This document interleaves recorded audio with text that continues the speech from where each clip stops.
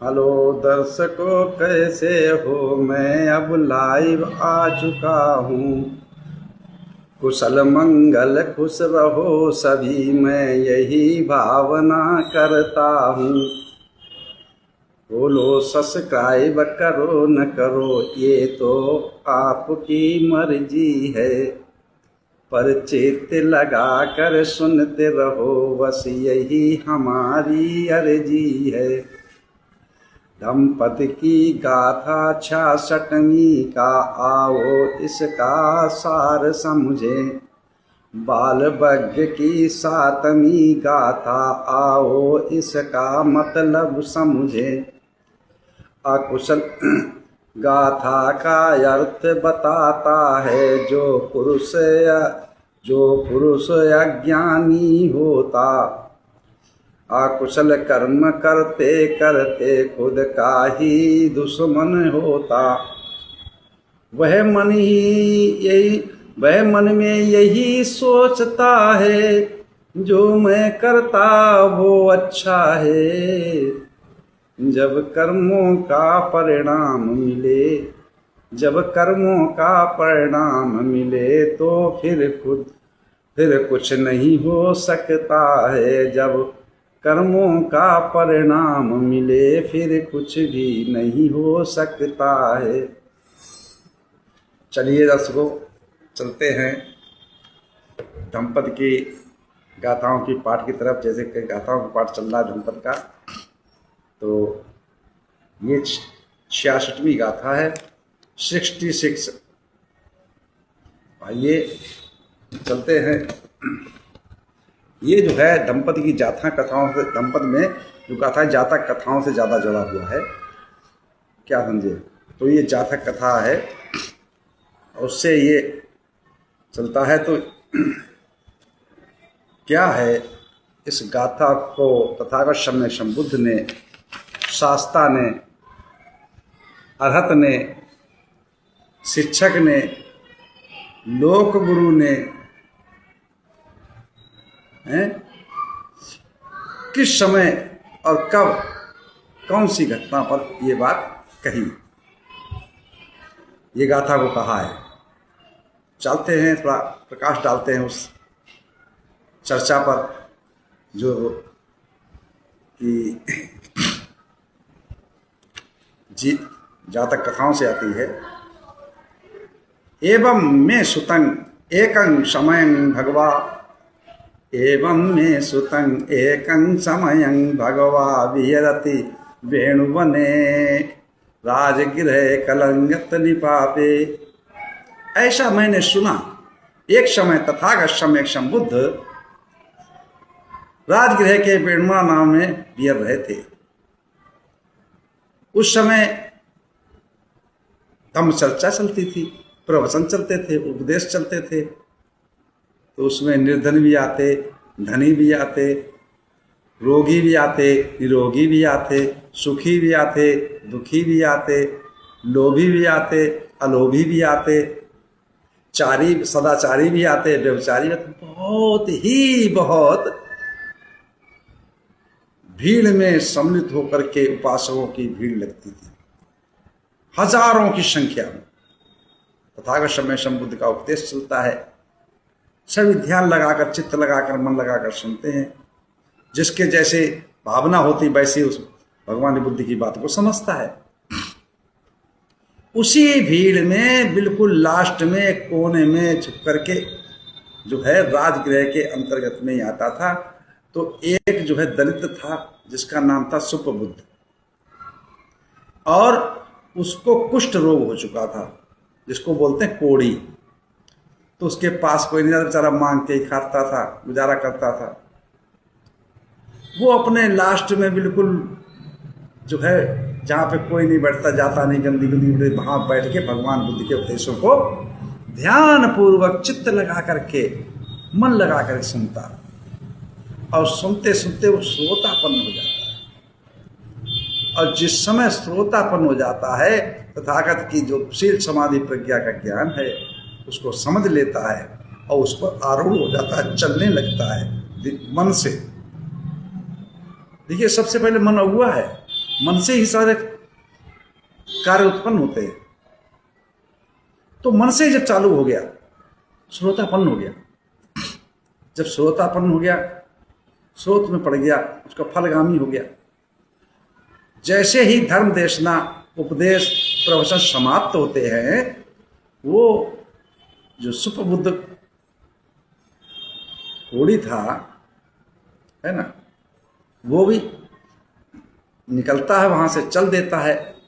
जिस समय चलता है, रास्ते में एक जो है बिगड़ी हुई गाय या बैल, सांड, उसको मार देता है, उसकी मृत्यु हो जाती है।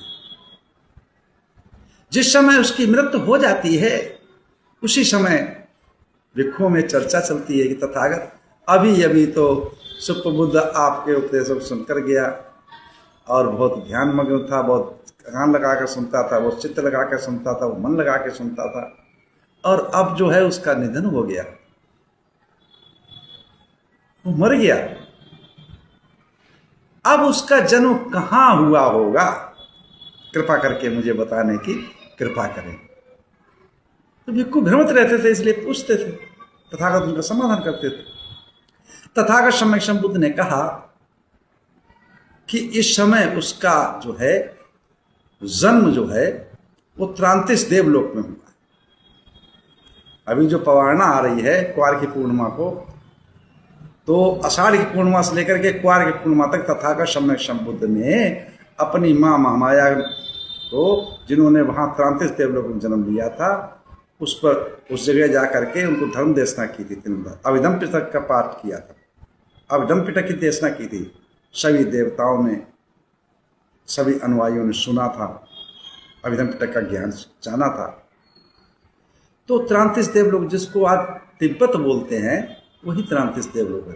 अब भाषा में परिवर्तन होता रहता है, और उसमें जो मंकुल पहाड़ी है, उसी जगह पर तथागत सम्यक संबुद्ध ने उपदेश दिया था। आज भी आप देखने को मिल जाएगा कि जितना भी तिब्बतियन है, कहीं भी आपको चोरी में, किडनैपिंग में, या व्यभिचार में, या दुराचार में, या दुष्कर्मों में कहीं नहीं मिलेगा। तो देवता का मतलब क्या होता है? वो देते ही है, अच्छी बातों को ज्ञान देते हैं, आचरणों को अच्छा करके दिखाते हैं, तो वही देवता होते हैं। वहाँ क्या कहते हैं, स्वर्ण का सिंहासन था देवताओं का, स्वर्ग में तो सोना ही सोना और सारी खुशियाँ। अरे सारी खुशियाँ उसी जगह होंगी जहाँ सब कुछ होगा, जहाँ सही सदाचारी व्यक्ति होते होंगे, जहाँ शीलों पे चलते होंगे, किसी के अंदर द्वेष भावना नहीं होगी, दुराचार नहीं होगा, झूठ नहीं बोलता होगा। तो ऐसा मिलता है कहाँ? तिब्बत में। तिब्बत में आपने सुना भी होगा कि चीन ने कब्जा किया हुआ, इसीलिए कब्जा किया कि चीन में जो तिब्बत में जो था, वो वहाँ पर सोने का पहाड़ है। उस मिट्टी, जो पहाड़ में मिट्टी है, उससे सोना निकलता है। इसलिए जो है तथागत सम्यक संबुद्ध ने वहाँ पे धर्म देवता की, और तथागत सम्यक संबुद्ध ने भिक्षुओं को बताया कि ये जो सुप्रबुद्ध था, उसने जन्म त्रांतिस देवलोक में दिया है। तो चर्चा होने लगी कि तथागत वो तो ये कोढ़ी था, कुष्ठ रोगी था, ये क्यों हुआ? तो तथागत सम्यक संबुद्ध ने बोले हैं कि इसने कई जन्म पहले, ये कई जन्मों से जो है दुख भोगता आया, कष्ट भोगता आया। क्यों? इसने बहुत जन्म पहले दुष्कर्म किया था, एक महिला की हत्या की, और तत्पश्चात जिस समय शिखी बुद्ध थे, उस समय शिखी बुद्ध जा रहे थे चारिका पे, तो इसने क्या कहा था, कैसा दरिद्र, जहां से देखने लायक भी नहीं जा रहा। तो दरिद्र, उसके कर्म के विपाक से ये कोढ़ी हुआ। और जो इसने धर्म देशना को, सम्यक संबुद्ध की धर्म देशना को, उपदेश को, शिक्षा को सुना और उस पर आरूढ़ हो गया मन लगाकर, इसलिए ये शुभ कर्म किया, इसने पुण्य कार्य किया, इसलिए ये इसका जन्म त्रांतिस देवलोक में हुआ। तो उसी समय पे तथागत सम्यक संबुद्ध ने ये गाथा कही है, 66वीं 66 गाथा। कौन सी गाथा कही है? 66वीं, मतलब 66। और गाथा बोले हैं चरन्ति बाला दुम्हेधा, चरन्ति बाला दुम्हेधा अमितेनेव यत्तना करोन्ता पापकं कम्मं यंघोति कटुकफलं। चरन्ति बाला दुम्हेधा अमितेनेव यत्तना करोन्ता पापकं कम्मं यंघोति कटुकफलं। दुर्बुद्धि अज्ञानी पुरुष, वाल, मूर्ख, कम बुद्धि वाले अपना शत्रु स्वयं बनते हैं। क्यों? कि वो अपना स्वयं कैसे शत्रु बनते हैं, दुश्मन बनते हैं, कि वो पाप कर्मों में लगे रहते हैं, पाप कर्मों में विचरण करते हैं, मन को उसी कर्मों में लगा देते हैं, उसी को अच्छा समझते हैं, अकुशल कार्यों को। तो उसका फल कड़वा होता है, उसका फल दुखदाई होता है, उसका परिणाम बहुत ही भयानक होता है। वो हमेशा दुख में ही रहता है। जो कर्म का फल है, जैसा कि मन से आप बीज बनाएंगे वैसा ही वृक्ष उत्पन्न होगा। अब वृक्ष में कितने फल आएंगे, फिर उन बीजों को नष्ट करते करते आप बहुत मुश्किल में पड़ जाएंगे, इतने दुखों का भंडार हो जाए। इसलिए उसी मन के विचार के अंदर, चित्त के अंदर, माइंड के अंदर, दिमाग के अंदर, ध्यान के अंदर शुभ कार्यों को, कुशल कर्मों को लाइए, उसका बीज बनाइए। और जब वो बीज बन के बाहर तैयार होगा तो थोड़े थोड़े पुण्य करते रहोगे तो भंडार भर जाएगा। और जिस समय बीज वो उत्पन्न हो गया तो उसका अंकुर फूटेगा, पौधा होगा, फिर पेड़ बनेगा, फिर उसमें कितने फल लगेंगे, फिर कितने फल आएंगे। तो वो शुभ कर्मों के फल फिर कितने आपको सुख देंगे, कितने लोगों को सुख देंगे, आम जन को सुख देंगे।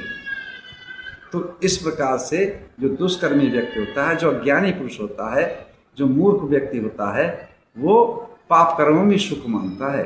इस गाथा का अर्थ यही था। इसी के साथ मैं अपनी वाणी को नाम देता हूँ।